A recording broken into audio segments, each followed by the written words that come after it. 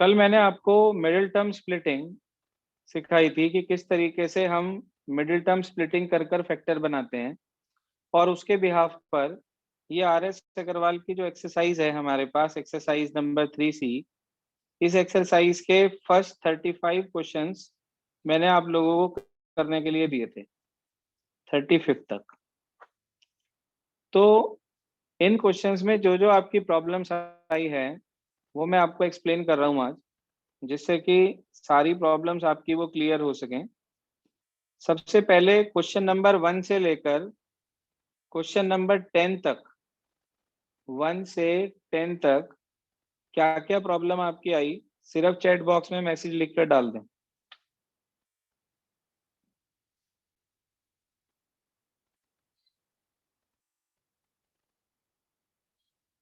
One से 10 तक question number 6 है एक प्रॉब्लम में, 6th 8th और 10th,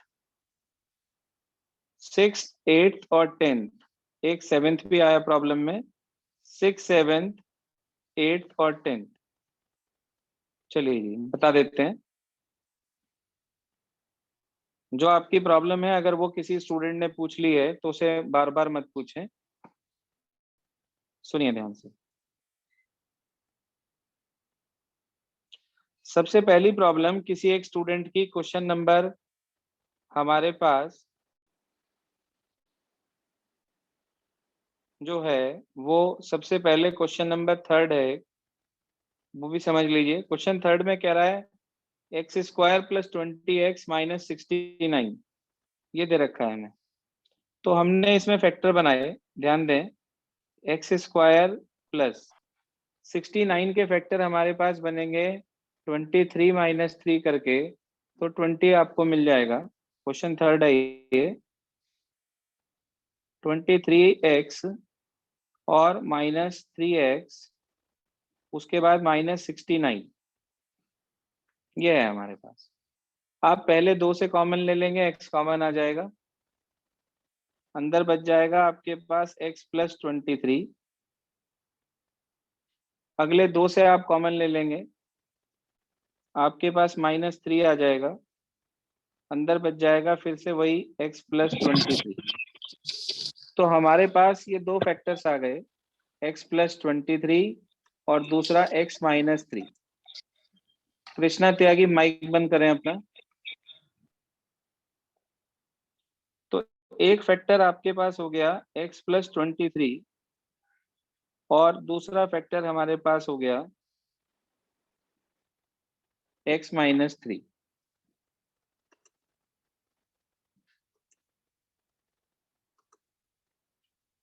ये आपके पास क्वेश्चन नंबर 7th है, सॉरी 3rd, जो सबसे पहली प्रॉब्लम थी हमारी, क्वेश्चन नंबर 3rd। इसके बाद अगला डाउट हमारे पास है क्वेश्चन नंबर 6th, उसे समझ लें ध्यान से वो कैसे होगा।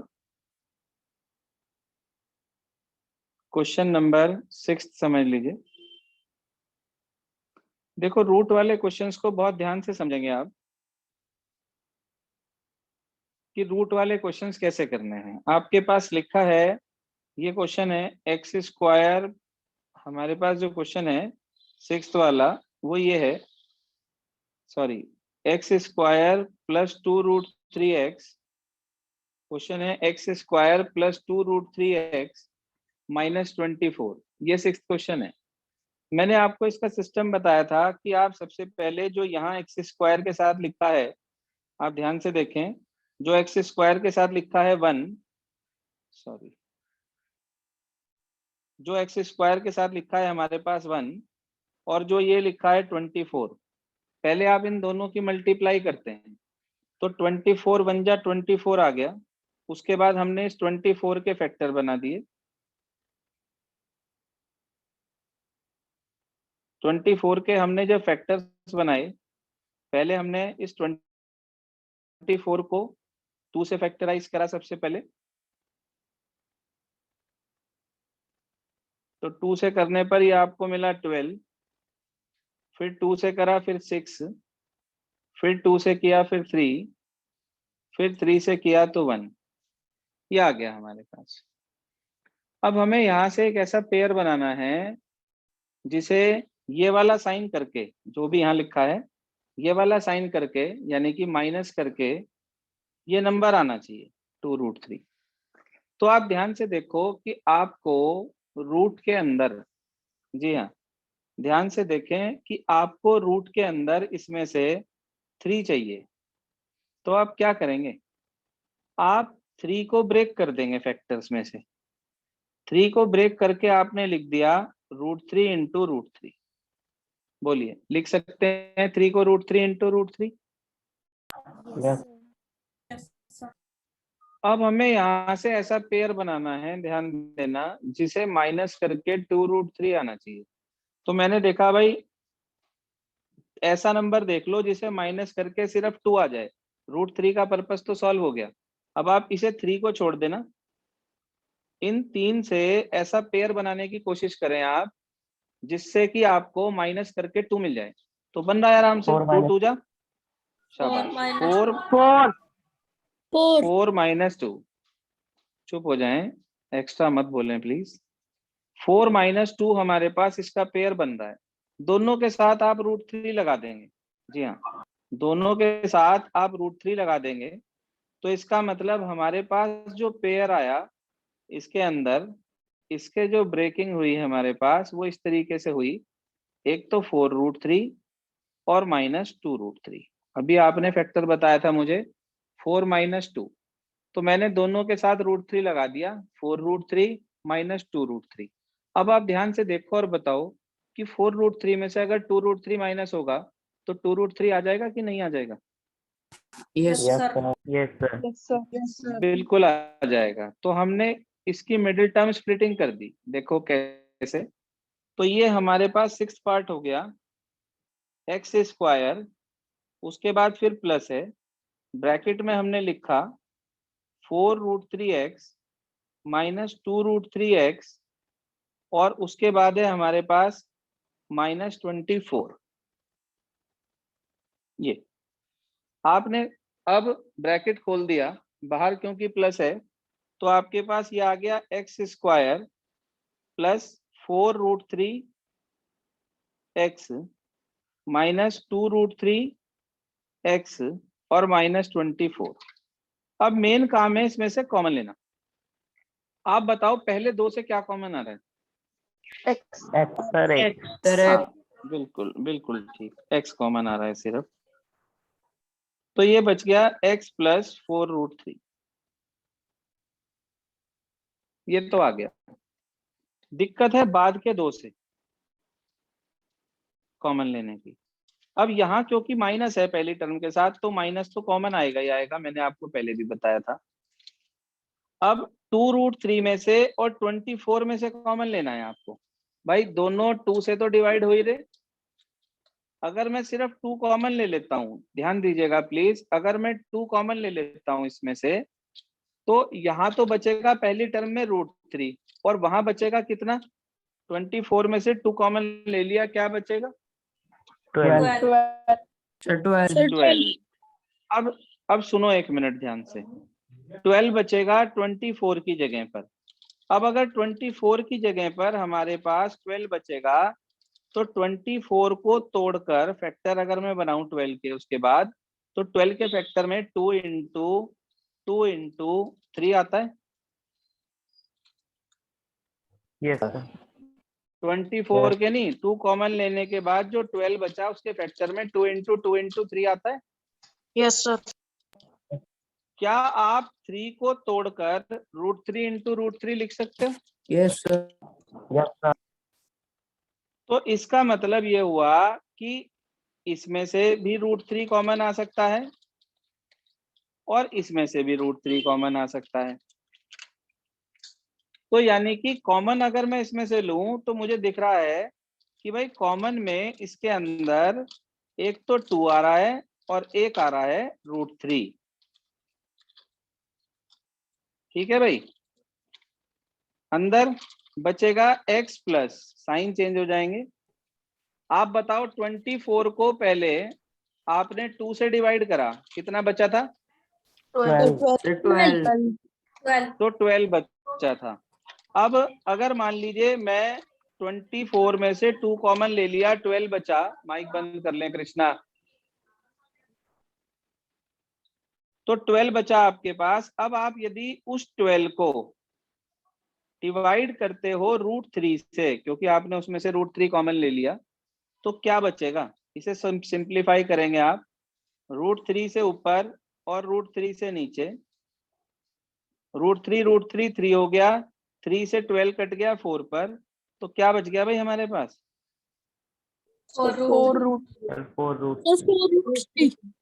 4√3। इसका मतलब ब्रैकेट में भी x + 4√3 आ गया क्या? Yes sir. Yes, sir. तो आपके पास सीधे सीधे 2 फैक्टर आ गए। एक तो आ गया हमारे पास क्या बोला, x + 4√3, और दूसरा फैक्टर क्या आ गया, x - 2√3। देखो भाई, कुछ समझ में आया क्या थोड़ा बहुत? Sir, आ गया.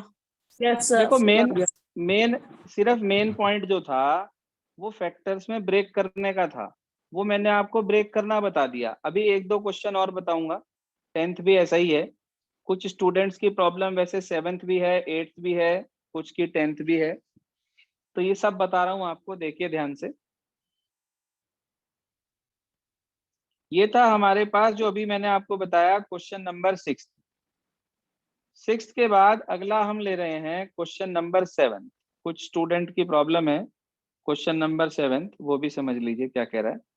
7th में लिखा है x² - 21x + 90। हाँ जी, x² - 21x और +90। 90 के ऐसे फैक्टर बनाने हैं कि प्लस करके 21 आए। क्या बनेंगे? 15 + 6। 15 + 15 6. और 6, बिल्कुल ठीक। 15 और 6, तो माइनस बाहर है। 15x + 6x और +90। आप माइनस को अंदर भेज दें, तो x² - 15x - 6x + 90। ठीक है बेटा? Yes, sir. पहले 2 से आपने x कॉमन ले लिया। जी हाँ, पहले 2 से आपने x कॉमन ले लिया। ऊपर लिख रहा हूं यहाँ पर। तो पहले 2 से अगर आपने x कॉमन ले लिया, अंदर क्या बचेगा?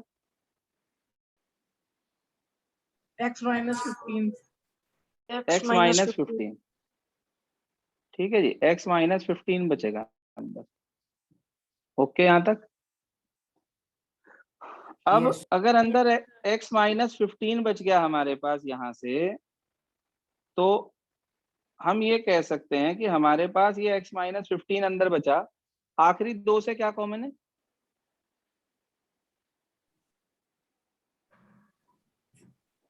जी हाँ, माइनस के 6 कॉमन ले लेंगे आप।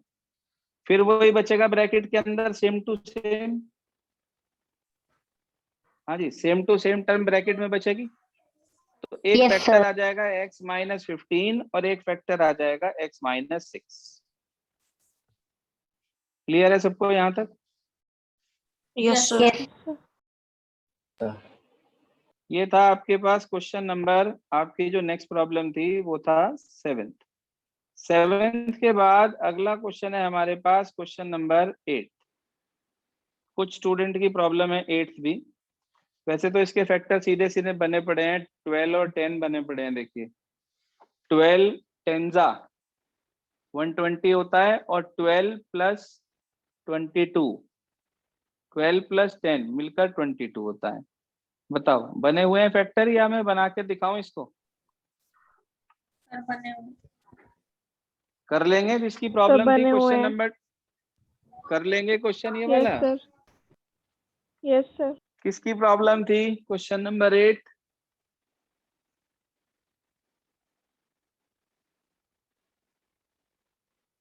वृंदा। हो जाएगा, आप कर लेंगे इसको, क्वेश्चन नंबर 8 को हैंड डाउन कर लें प्लीज। उसके बाद अगली प्रॉब्लम थी क्वेश्चन नंबर 10। अब ये उसी तरह का सर क्वेश्चन एक है बार जैसे 9 भी 6 बता दीजिए। समझाता हूँ। अरे यार 9 के फैक्टर बने तो पड़े हैं अग्रवाल। 3 + 1 4 होता है। हाँ भाई अग्रवाल, यस सर। फैक्टर बने तो पड़े हैं, इसमें क्या बताऊं बता। बता, नहीं क्लियर हुआ तो मैं समझाऊं। सर वो बता दीजिए। कमाल है। देखो जी, क्वेश्चन है x² - 4x और +3। 3 के ऐसे फैक्टर बनाने हैं प्लस करके 4 आए। बताओ भाई क्या बनेंगे बच्चों। 3 + 1। 3 + 1, तो इसे लिख दिया 3x + x और +3। ठीक है अग्रवाल। Yes sir. ये आ गया x² - 3x, फिर -x, ब्रैकेट खुलेगा, साइन चेंज हो जाएगा, और +3। पहले 2 से आपने x कॉमन ले लिया, अंदर बच गया x - 3। अगले 2 से आपने -1 कॉमन ले लिया, फिर बच गया x - 3। तो एक फैक्टर तो आ गया x - 1 और एक फैक्टर आ गया x - 3। Yes sir. क्लियर।